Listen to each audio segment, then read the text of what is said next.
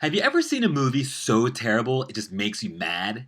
And I'm not talking about kids flipping through the air, screaming cabin fever type films. That movie was amazing compared to the movie I'm about to talk about.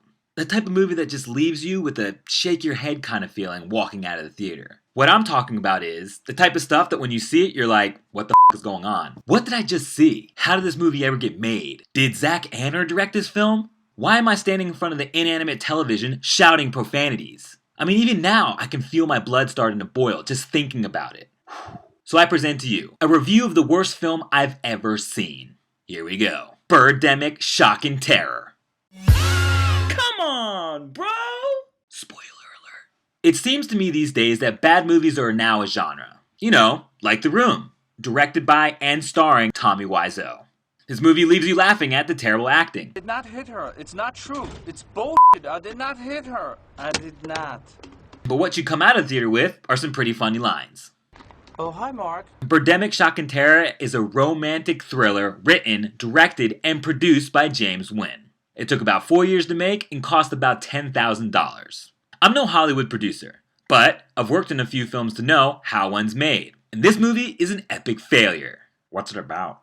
It's about two successful people who fall in love. And then all of a sudden, eagles and vultures appear from nowhere. Start killing, blowing up shiz, puking buckets of brown liquid on people, and pissing me off. This movie literally makes no sense. It's an hour and 33 minutes long, but with all the bullshit that could have been cut out of it, could easily be a short film.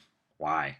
Let's see. How about the opening credits that follows the blue Mustang going nowhere?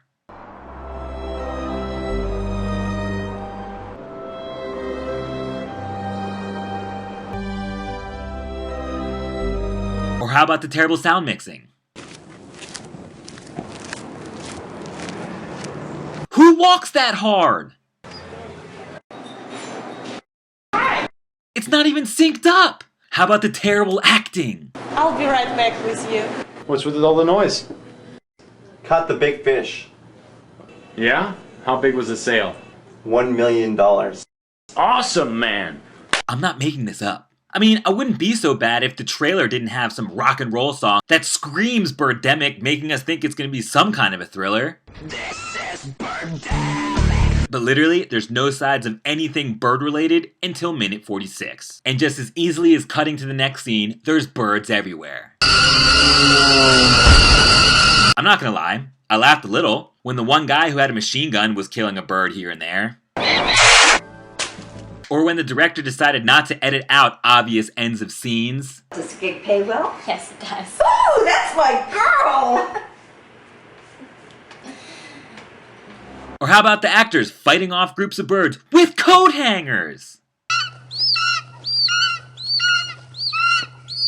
For 3 minutes! Open the door. Why is it taking so long? Gah! The door's stuck.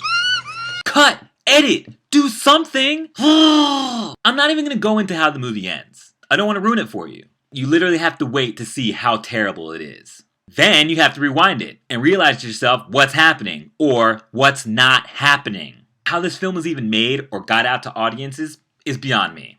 How the director was able to get through this film without anyone stopping him and saying, have you seen a movie? And how this film has raised so much attention that there's a sequel coming in 3D?